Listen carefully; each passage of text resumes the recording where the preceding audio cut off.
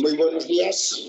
Perdonadnos este pequeño retraso, pues siempre hay algún problema técnico en este tipo de conferencias digitales, ¿no? Hoy a mí me corresponde formalmente, una vez más, estamos aquí don Juan Carlos de Margarida, nuestro secretario general y decano de Valladolid, y Pascual Fernández, vicepresidente de nuestra organización y decano del Colegio de Madrid. Yo no creo que sea necesario presentar a nuestro ministro de Seguridad Social, ¿no? José Luis Escrivá. Me vais a permitir exclusivamente que haga una breve reflexión, ¿no?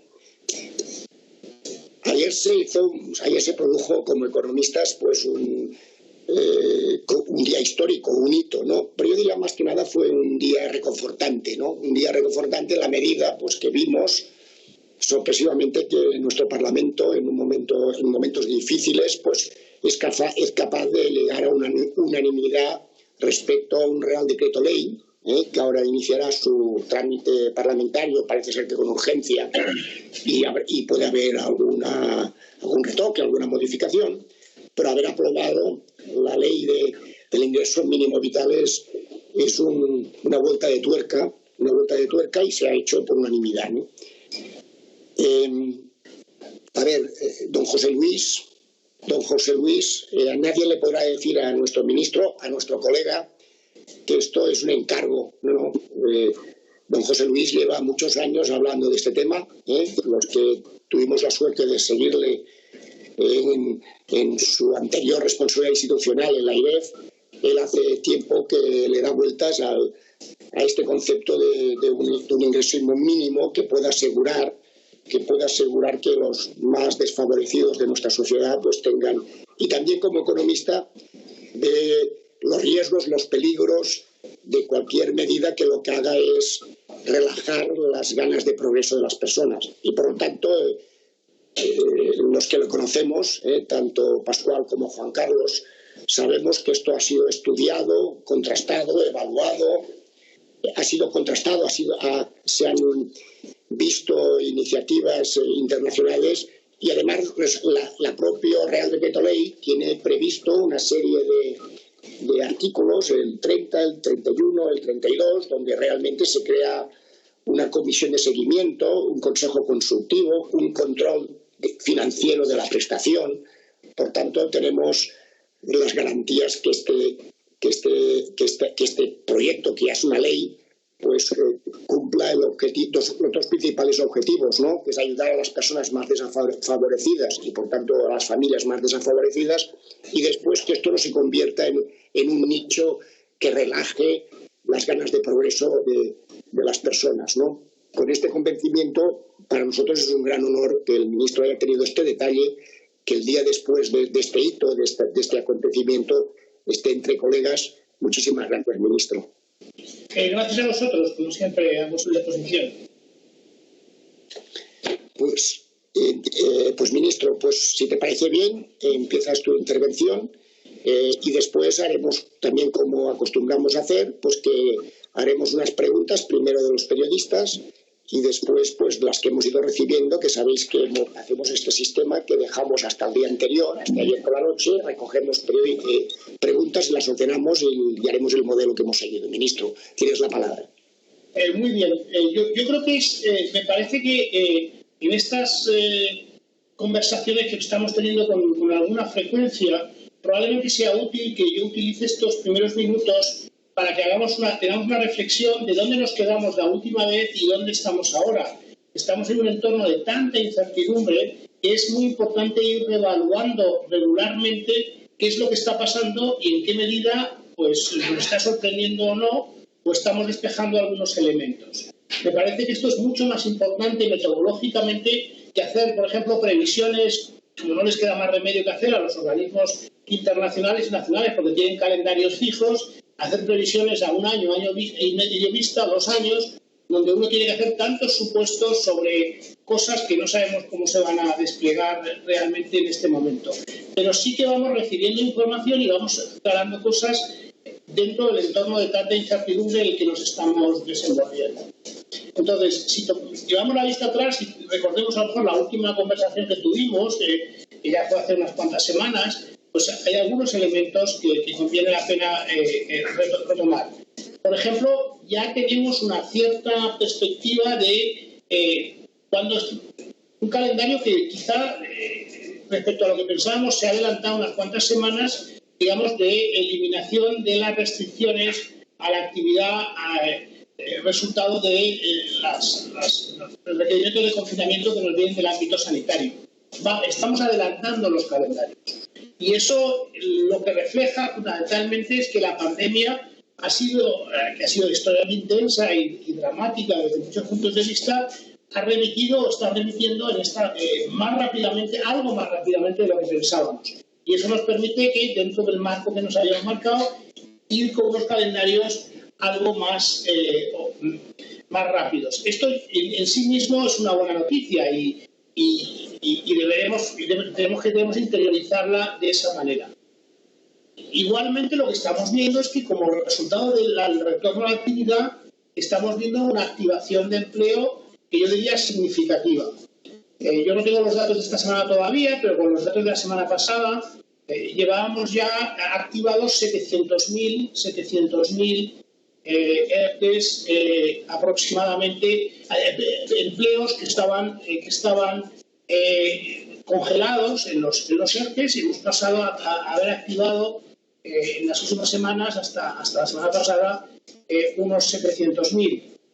Teniendo en cuenta que son 3.300.000 el empleo que quedó, digamos, los trabajadores que quedaron sometidos a ERTES con protección de rentas y exoneración de cotizaciones, pues todavía falta bastante, pero también hay territorios que están entrando en las primeras fases, es decir, que el ritmo es significativo. Yo atribuyo a un elemento de los ERTES parte de lo que está pasando. Como sabéis, nosotros hemos y seguiremos con este modelo cuando a partir de julio extendamos el modelo de ERTES de una forma particular. Seguiremos profundizando en algo que yo creo que está funcionando, que es generar un incentivo a tomar un poquito más de riesgo y activar antes a los trabajadores, por la vía de que la exoneración al trabajador activado de acuerdo a la seguridad social es mayor que el que no activas. A mí me parece que que es un elemento novedoso a nivel internacional. No hemos visto que nadie lo haya hecho en los países cercanos, pues que tienen programas similares, pues nos da la sensación de que está funcionando y vamos a insistir en ese modelo.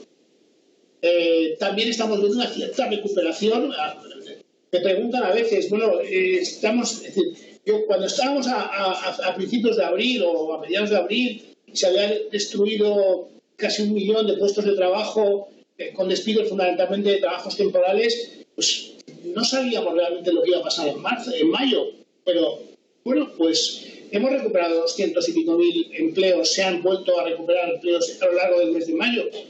No sé si es mucho o poco, pero es significativo claramente, y luego no lo teníamos claro cuando estábamos en la situación más aguda hace unas cuantas semanas. Esto hay que ponerlo en valor e integrarlo. Igualmente, tenemos otro elemento que me parece extraordinariamente importante, y es que en el marco europeo se han llegado a acuerdos que nos han sorprendido positivamente, y que no era evidente que íbamos a tener un plan de recuperación europeo financiado como se va a financiar, con impuestos europeos, con deuda a largo plazo europea, con mutualización de riesgos de facto, con transferencias de países, con todo esto, que es la primera vez que ocurre en Europa y con unas magnitudes extraordinarias, 750.000 millones de euros. Si a eso unimos los backstops, los cortafuegos del MEDE, del BEI, del SURE, más toda la actividad del Banco Central Europeo. Anteayer emitimos a 20 años España por primera vez a un tipo cercano al 1%, 1,2%. Emitir a 20 años a un tipo, a 20 años, a un plazo de 20 años. Imaginemos la toma de riesgo que supone tomar deuda española a 20 años a un tipo de interés del 1,2%, que estamos emitiendo a tipos negativos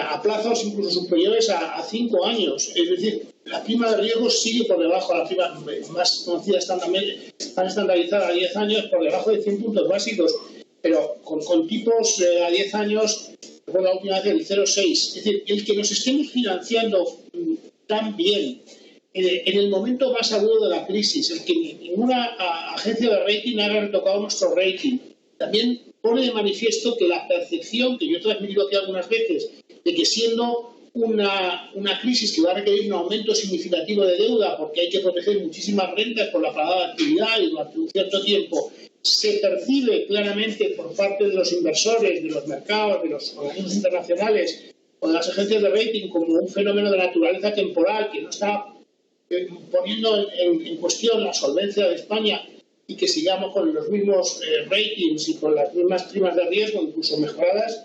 Yo creo que es un elemento que hemos ido descubriendo, contrastando en las últimas semanas y que también conviene tenerlo en cuenta. Por lo tanto, yo veo elementos positivos en 3 o 4 frentes que conviene reconocer.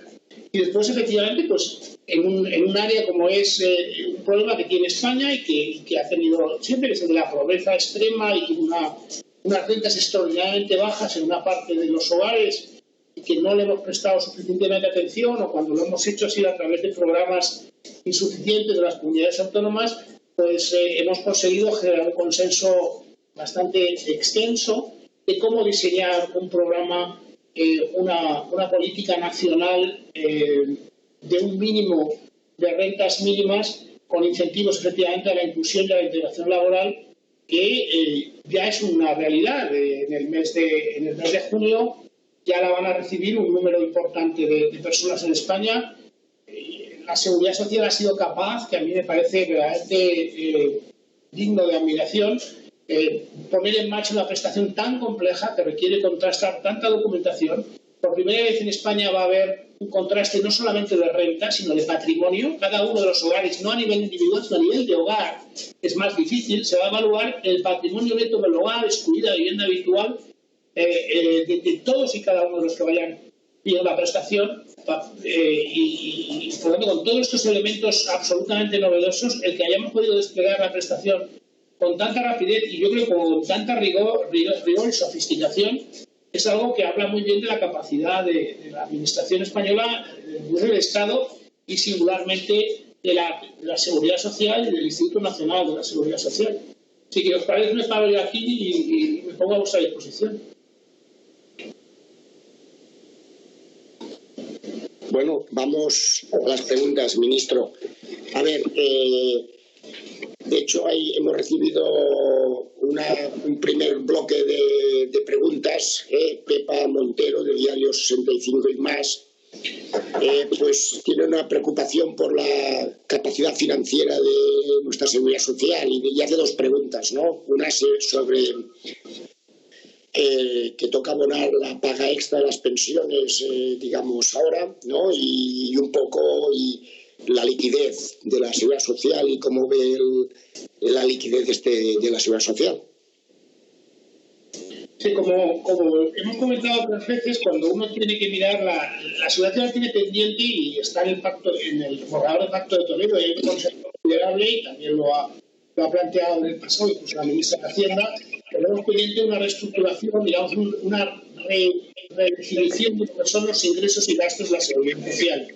Hasta que eso ocurra, en la seguridad social emerge un déficit, es decir, que tiene que financiarse principalmente por parte del Estado, y es una situación transitoria, pero hay que mirar conjuntamente a la posición financiera del conjunto de las administraciones públicas, que, como he dicho, como ocurre aquí y en todos los países de nuestro entorno, está extraordinariamente afectada por las medidas que tenemos que tomar para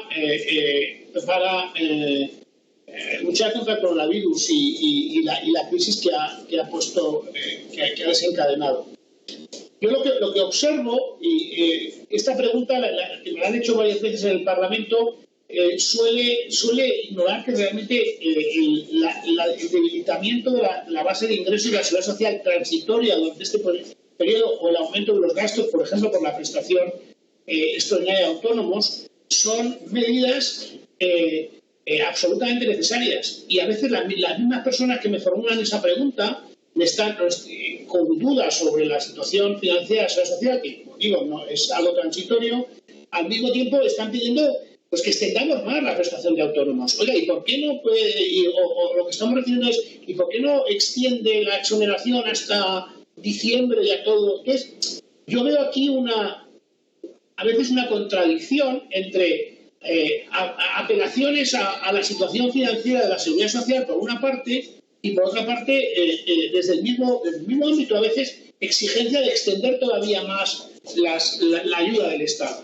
Entonces, nosotros aquí estamos en un punto de equilibrio. Lo que estamos viendo es, creemos que lo que estamos haciendo se puede financiar perfectamente porque es transitorio, y al mismo tiempo estamos intentando tener un envoltorio fiscal, una envolvente fiscal que nos parezca razonable y que necesariamente exige que el dinero que nos gastemos o los ingresos a los que renunciamos esté realmente dirigida a aquellos sectores que están siendo más afectados por la crisis. Y por tanto, las políticas tienen que ser, igual que el ingreso mínimo vital lo estamos haciendo de forma estructural, de forma coyuntural, las políticas tienen que ser extraordinariamente focalizadas y quirúrgicas, si me permiten la expresión, para que realmente se dirijan a aquellos sectores que se están viendo más afectados o a aquellos colectivos.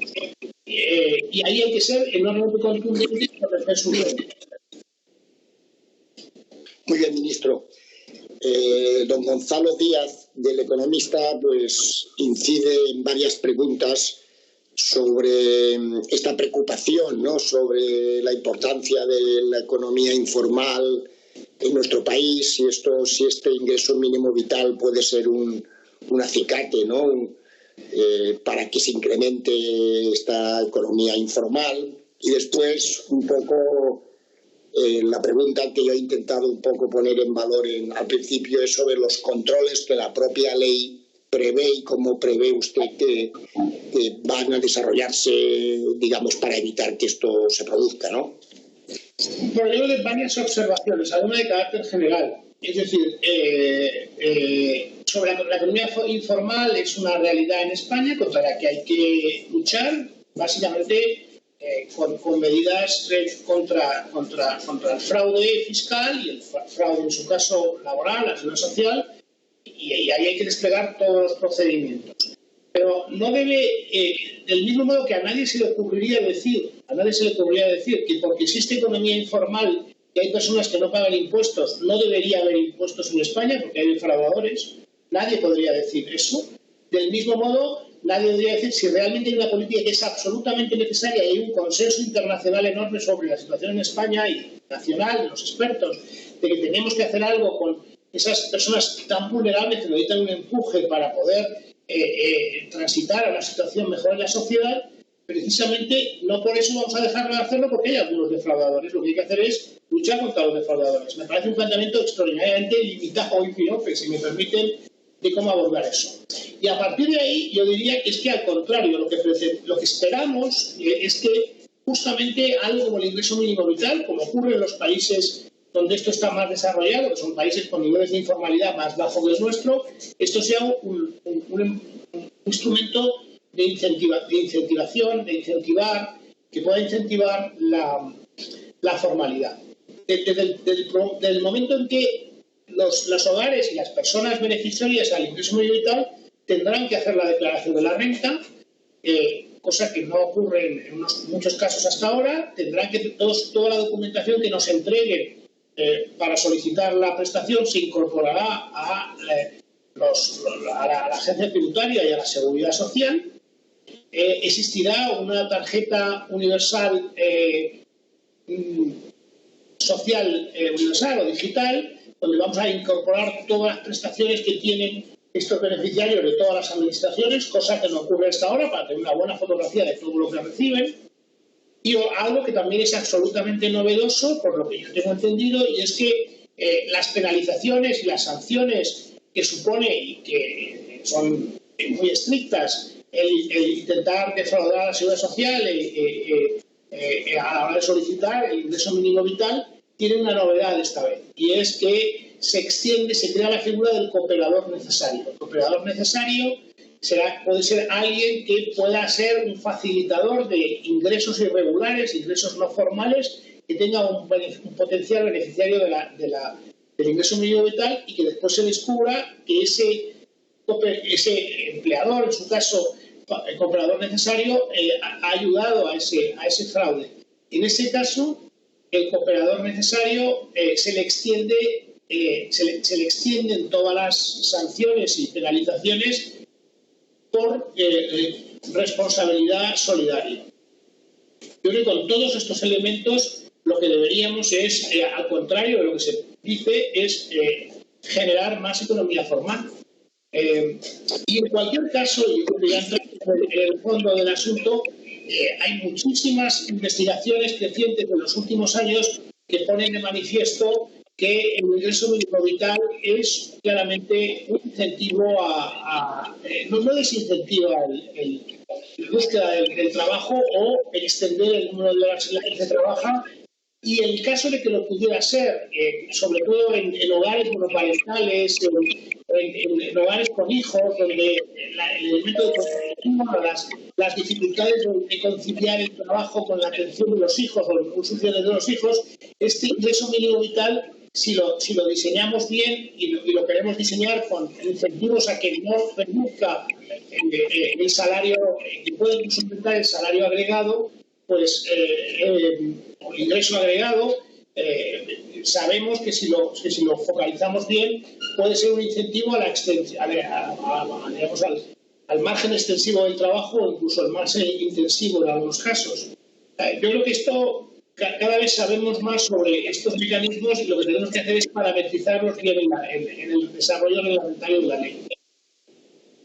Muy bien, ministro. Vamos a ver, para terminar este bloque de periodistas, antes de dar la palabra a don Pascual, Alicia Rodríguez de Paz, de La Vanguardia, como no podía ser de otra manera, pues le da vueltas a estas dos realidades, ¿no? Si se prolonga, ¿cómo ve la prolongación de la prestación por cese de actividad a los autónomos? Si esta prolongación estará hasta final de año, o qué nuevos condicionantes se pueden introducir o matices a esta prolongación de la prestación. Y también el otro gran tema, ¿no? El otro gran tema, que es sobre los ERTES, ¿no? O sea, que usted a la introducción esto de los incentivos a la actividad que ha insinuado, aquí a ver si podrá concretar, fundamentalmente es este tema, ¿no? ¿Qué tipo de actividades o qué incentivos podemos introducir para que cada vez más sean un número menor las empresas y por tanto el personal laboral que está sujeto a ERTES? Yo en este momento yo creo que no puedo anticipar mucho por dos razones. Una, porque lo estamos discutiendo con los agentes sociales, con los empresarios y con los sindicatos. Ayer mismo hubo una reunión sobre este tema.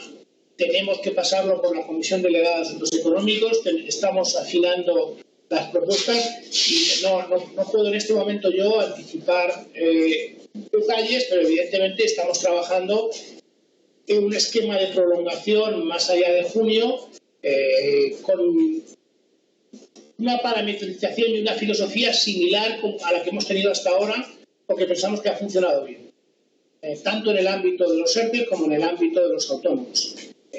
Más de esto no puedo ir en este momento, porque es que realmente estamos todavía acordándolo por una parte o intentando buscar el consenso, y por otra parte tenemos todavía que afinar algunos elementos.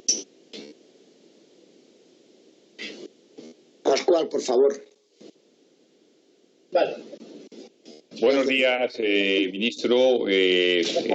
Muchas gracias por estar una vez más con nosotros. Yo quisiera unirme a las palabras de nuestro presidente, de felicitarte y felicitar a tu ministerio por el impulso tan importante que ayer se dio en el Parlamento español.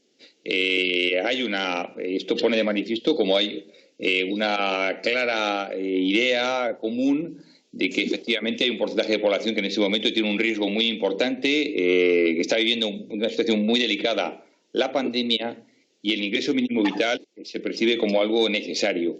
Pero, ministro, los economistas estamos preocupados con este tema. Y usted lo conoce bien. El concepto de la trampa de la pobreza, que es un tema bastante estudiado desde un punto de vista académico, es algo preocupante. Tenemos que integrar a los más desfavorecidos en este momento, pero tenemos que integrarlos en el mercado laboral. Esa es la clave del asunto, ¿no? Que se integren en el mercado laboral.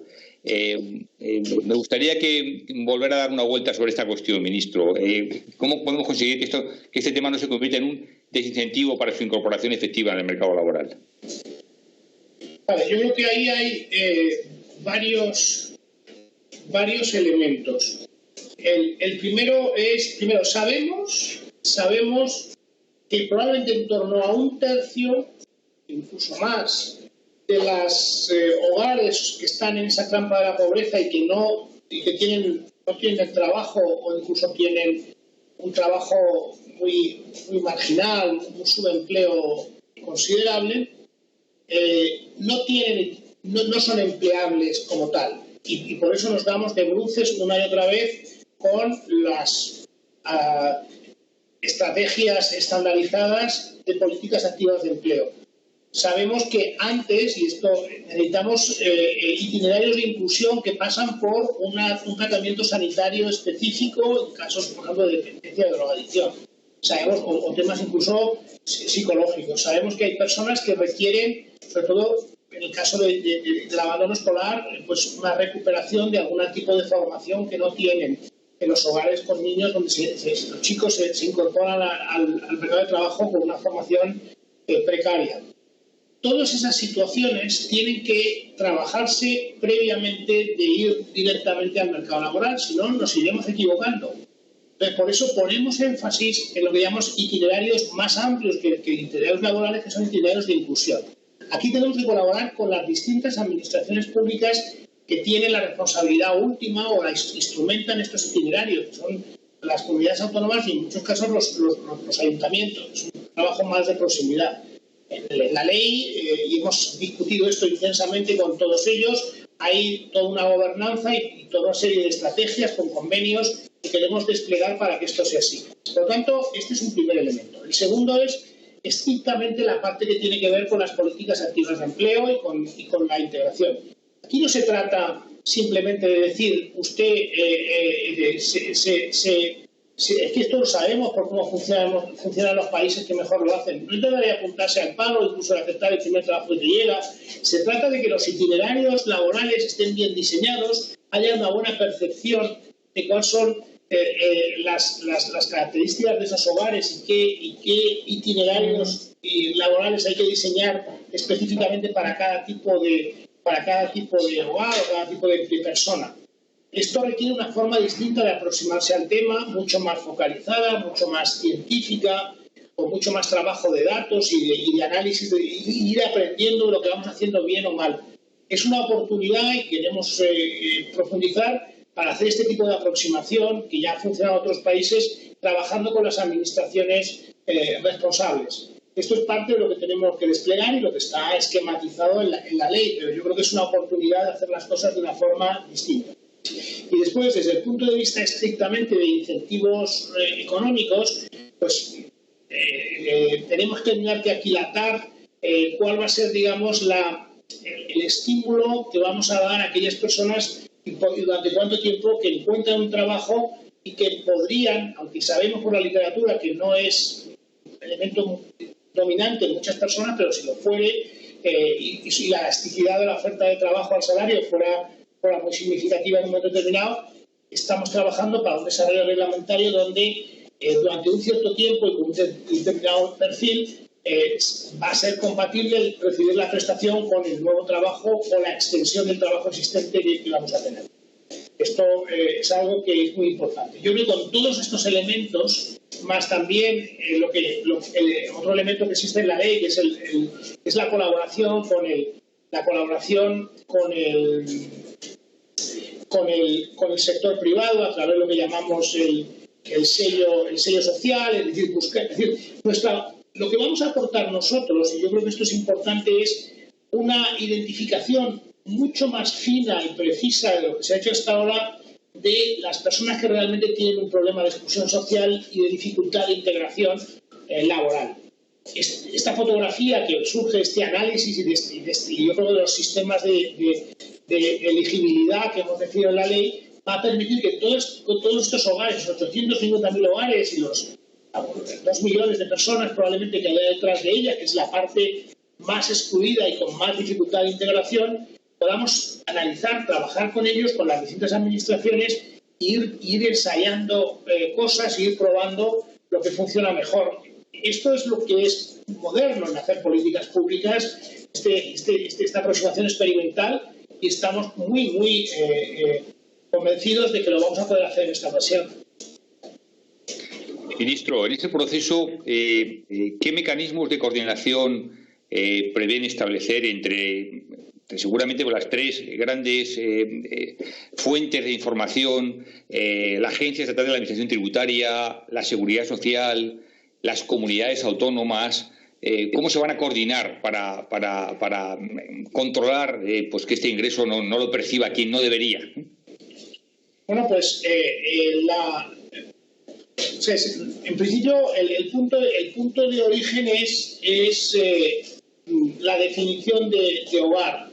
Pero los criterios de cómo se configura un hogar y que no está muy bien trabajado en la norma para que evitar la generación, digamos, espuria de hogares. Una vez que eso es así, que tenemos bien configurado el hogar y contrastado con la documentación correspondiente, empadronamientos, libro de familia, relaciones de consanguinidad bien establecidas, etcétera, y ya que tenemos ese hogar, eso lo va a hacer la Seguridad Social y ha trabajado mucho en todo el procedimiento de contrastación de información. Hay que trabajar ahí mucho con los ayuntamientos, porque es donde está el empadronamiento, pueden estar fuentes de información primarias, el Instituto Nacional de Estadística también. Una vez que tenemos el hogar, que el hogar está configurado y que hay una petición, o la Seguridad Social, como está ocurriendo en el mes de julio, identifica ese hogar potencial a partir de sus bases de datos, el cruce de la información con la agencia tributaria, se han establecido pues, los aplicativos y los procedimientos para hacerlo. Se va a hacer, digamos, en bloques diariamente se va a ir comprobando, y la agencia va a proporcionar, tiene la posibilidad de construir también esos hogares a partir de datos individuales de renta y de patrimonio, y muy importante el patrimonio, ¿no? El patrimonio es un criterio hay un umbral de patrimonio para cada tipo de hogar que te va a determinar si puedes tener derecho o no a la prestación. Los datos de patrimonio brutos se proporcionarán por parte de la agencia tributaria a la Seguridad Social. La Seguridad Social hará la definición está haciendo. De hecho, cuando digo se hará, puedo decir que ya se está haciendo, porque ya hemos identificado durante esta semana unos 76.000 hogares ya beneficiarios con este procedimiento. Y está funcionando muy bien. Si no hablamos de futurible, hablamos de algo que ya se está haciendo y que creo que al final de esta semana ya se comunicará a estos hogares beneficiarios que de oficio cumplen los criterios de renta y patrimonio y de definición de hogar para recibir la prestación. Y por tanto tener una nómina mensual a partir de ahora que complemente sus rentas. Esto es un complemento de rentas, es decir, primero nosotros sabemos las rentas que tienen y a partir de ahí les complementamos hasta la renta garantizada. Con las comunidades autónomas estamos trabajando para que ellos conozcan inmediatamente los beneficiarios nuestros y por lo tanto puedan readaptar los programas que ellas tienen, que van a ser complementarios y subsidiarios al nuestro. Entonces, las pasarelas se están desarrollando en este momento, ya están avanzadas en algunos casos, de tal forma que haya un mecanismo de contraste automático. A partir de ahí, las comunidades tienen, y cada una lo hará en función de su bien pensar y hacer, tendrá que redefinir sus esquemas últimos de protección, la última red de seguridad, que la van a tener ellos, que complemente la nuestra. Porque, claro, hasta ahora ellos han desarrollado programas que son muy distintos y muy diferentes en cada comunidad autónoma, y aparte del problema desde el punto de vista de la equidad nacional, ellos van ahora a tener que redefinir sus esquemas ante una nueva realidad, que es que hay un mínimo nacional que no existía hasta este mes. Ministro, cambiando de tema, hace un momento te referías en tu presentación a cómo está evolucionando el mercado laboral. Efectivamente, el mes de mayo nos ha sorprendido de manera positiva, pero seguimos con 885.000 afiliados menos que hace 12 meses. Eso es el dato que nos mostraba el mes de mayo. Sé que esto de las previsiones es muy complicado, que atreverse a hacer previsiones es un tema complejo. Hace un momento te referías a ello, pero ¿cuándo prevés razonablemente que nuestra economía pueda recuperar estos 885.000 afiliados que se han perdido en esta horrorosa pandemia que seguimos sufriendo? Pues yo creo que son menos, porque ese dato es en términos medios. Y si miramos los datos de finales no solo el dato medio, sino el dato de final de mayo, incluso los datos del principio de junio que ya vamos teniendo, de los primeros días de junio, si yo no tengo la cabeza, se han creado unos 240.000 empleos más. Digamos, la destrucción máxima llegó a estar en 900 y pico, luego estamos hablando de unos 700, ¿no? Aproximadamente. Tiendo yo a pensar así, a 700. Nos quedan 700. Si miramos la estructura de esos 700.000, yo creo que hay, por sectores, yo creo que hay algunos candidatos a recuperar que podemos anticipar cuándo se van a recuperar. Por ejemplo, si no mal recuerdo, hay una caída muy significativa en el sector de la educación, que tiene ahí una fuerte estacionalidad y que ahora pues no se va a recuperar durante estos meses de paralización, pero uno esperaría que con la recuperación de toda la actividad educativa, podemos estar hablando de 100.000 empleos, pues a partir después del verano esos los vamos a recuperar. Cuando uno mira, por ejemplo, que todavía falta por recuperar algo en construcción, aunque se ha recuperado ya 2/3, pues a lo mejor ahí podemos recuperar otros 50.000, 60.000 con facilidad, porque la construcción es un sector que ya estamos viendo, o por los datos sectoriales, que se está recuperando rápido. En el comercio vamos a tardar un poco más. Sabemos que toda la parte que tiene que ver con hostelería y fundamentalmente la parte que tiene que ver con hospedaje, pues esa es la que va a ir más retrasada. Yo creo que no me puedo pronunciar sobre la secuencia temporal porque es muy arriesgado, pero yo creo que el ritmo va a ser constante durante los próximos meses y lo lógico es que en algún momento, que probablemente ya sea el año que viene, pues si no todo, gran parte de lo que se ha destruido se recupere, porque, insisto, la perturbación es una perturbación de oferta, fundamentalmente de oferta y con algunos elementos de demanda añadidos de naturaleza transitoria. No nos ha cambiado nada estructural en la economía española. No debería cambiarnos si la demanda mundial no cambia, además de servicios específicos. Es un tema de transición.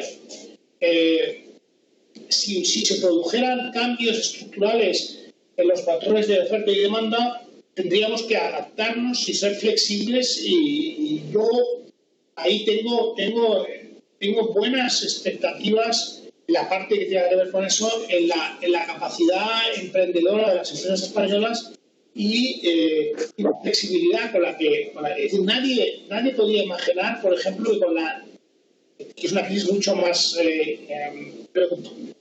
fue una crisis, yo creo que en extensión claramente mucho más intensa de lo que va a ser esta, y una caída brutal de la demanda interna como se produjo a partir del año 2009.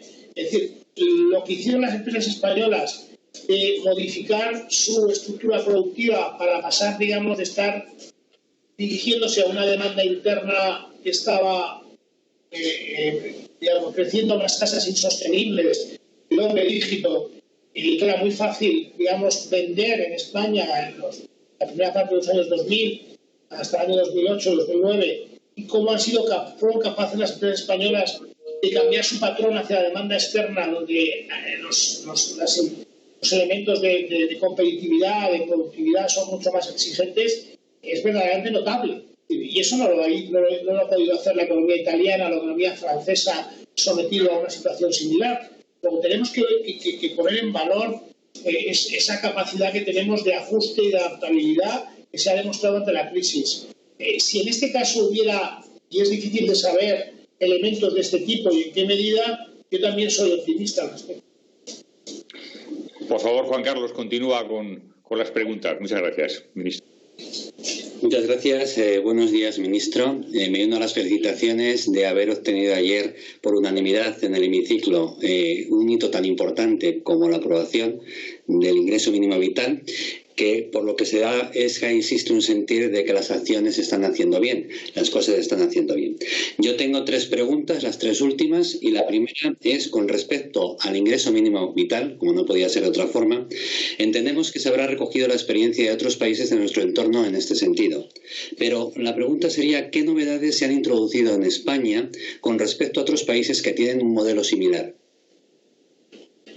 Yo creo que el contraste de patrimonio es claramente novedoso. Es decir, al final de lo que se trata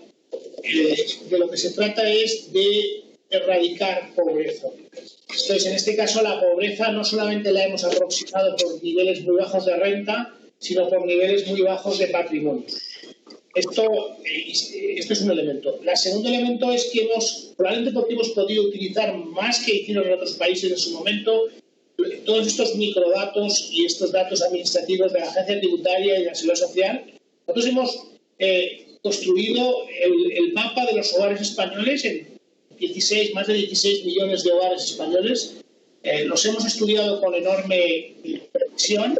Hemos visto dónde están los hogares más vulnerables y eso nos ha llevado a una diferenciación del ingreso mínimo vital en 14 niveles distintos de renta garantizada según la tipología de hogar.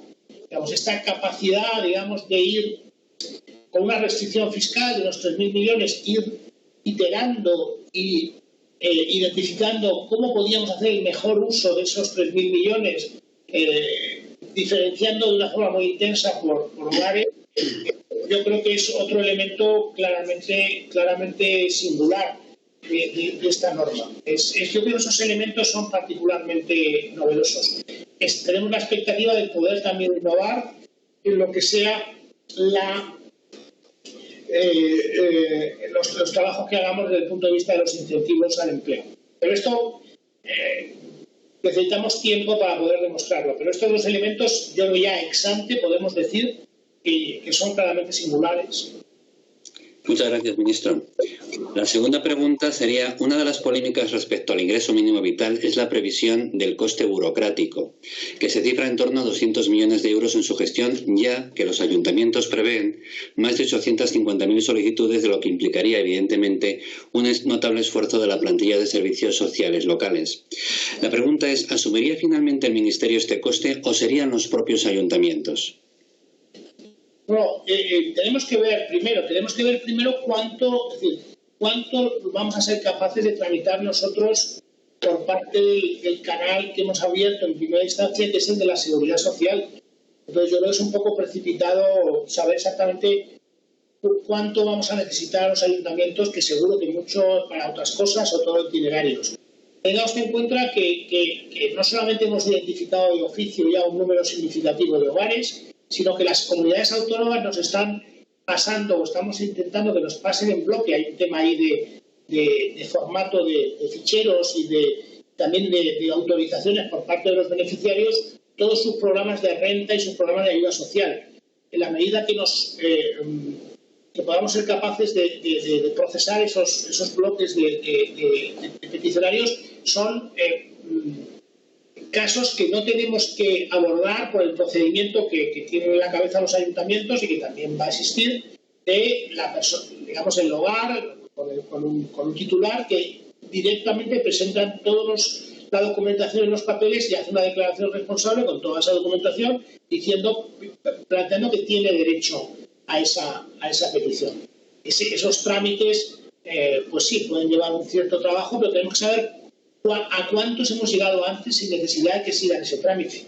Por otra parte, la capacidad, digamos, que tiene la Seguridad Social de tramitar telemáticamente peticiones es conocido que es muy potente.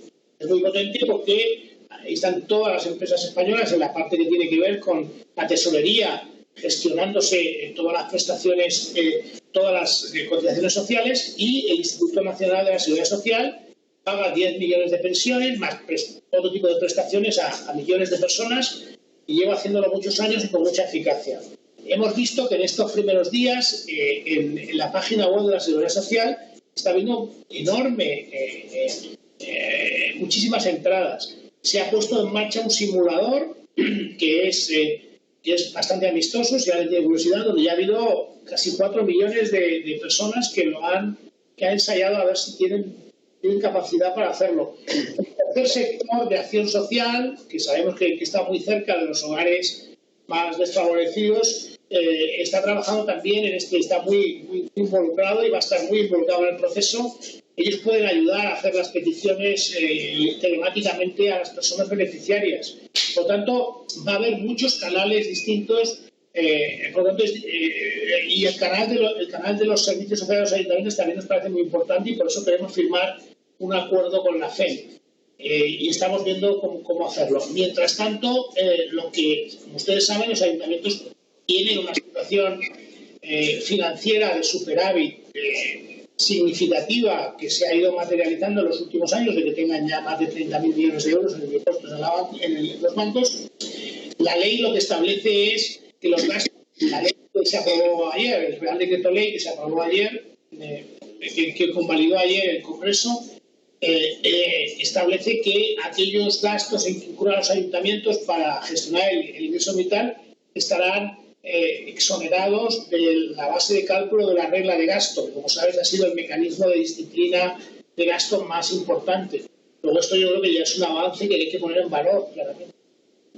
Muchas gracias, ministro. Última pregunta. El Fondo de Ayuda Europeo llevará previsiblemente condiciones entre las que se encuentran las correcciones de gasto en el sistema de pensiones y la flexibilización del mercado laboral. La pregunta sería, ¿cómo piensa cumplir, el Gobierno con esas condiciones sin menoscabo de lo prometido en pensiones, por ejemplo, y en el entorno de una reforma laboral integral? El quien ha formulado esa pregunta desconoce completamente lo que se está definiendo a nivel europeo.